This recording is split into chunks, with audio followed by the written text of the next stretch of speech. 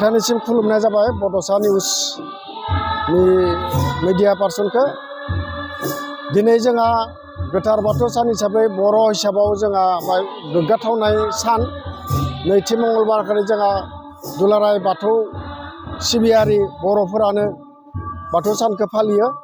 बिनि जुगेदि जोंबो नाग्रिजुलि बियाबनि जानानै सानथामनि हाबाफारि लानानै जोंबो गाजा गोमजायै फालिनो थाखाय आखायाव लादो।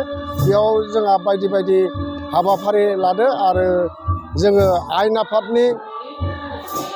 आफादनि आफादगिरि बुंथिगिरि बिथां मानगोनां बिश्वजित दैमारिखौ जोङो खावलायदो। बिथाङाबो नुजाथिफैगोन आरो लोगोसे जोंहा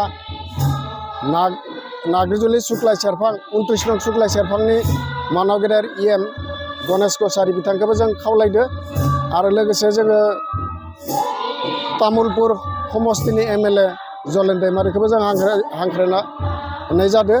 बिथांमोनाबो सफैगोन। बेनिखायनो जोङो जोंनि बे हाबाफारिखौ गाजा गोमजायै फालिनो जोंबो नाजाबाय थादो आरो मावबाय थादो। दा जोंहा गमा आर'ज सोलिबाय थादो आरो बेखायनो आंबो खावलायनो सानो जोंहा बर' हारिफोरा बे बाथौ धोरोमखौ मोनसे जोंहा हादोर नाङैनो इस्टाब्लिश खालामनो थाखाय इस्टाब्लिशआव जोंहा भारत सरकार आसाम सरकाराबो जोंनो मोनसे खाबु होदो आरो लादो। बेखायनो जोङो गोग्गाथाव बर' हारि हिसाबै जोङो हादोराव सिनायथि होनो हानाय जादों। दिनैनि हाबाफारिया फ्राय सोलिलांबाय थादो आरो गाबोन 28 तारिख बेयाव जोंहा खैराबारि सिफुं आफादखौ जोङो हांख्रायना लाबोदों।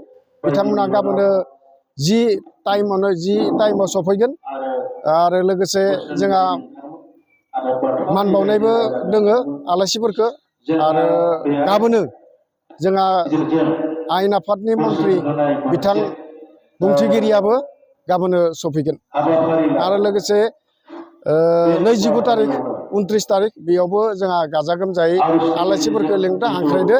बे आलासिफोराबो जोंनियाव फैगोन होननानै बिथांमोना जोंनो मोनथिहरदो। दिनै जोंहा बे आर'ज गमायाव जोंहा गोजोनथाव बाथ्रा जोंनि नाग्रिजुलि बियाबनि सिङाव थानाय 23 गामि दं। बे गामिनिफ्राय जा फ्राय आर'ज गाबगिरिफोरानो फैदों। बेनिखायनो जोङो गोजोननाय मोन्दों आरो गाजा गोमजायै बिथांमोना दा आर'ज गाबबाय थादों।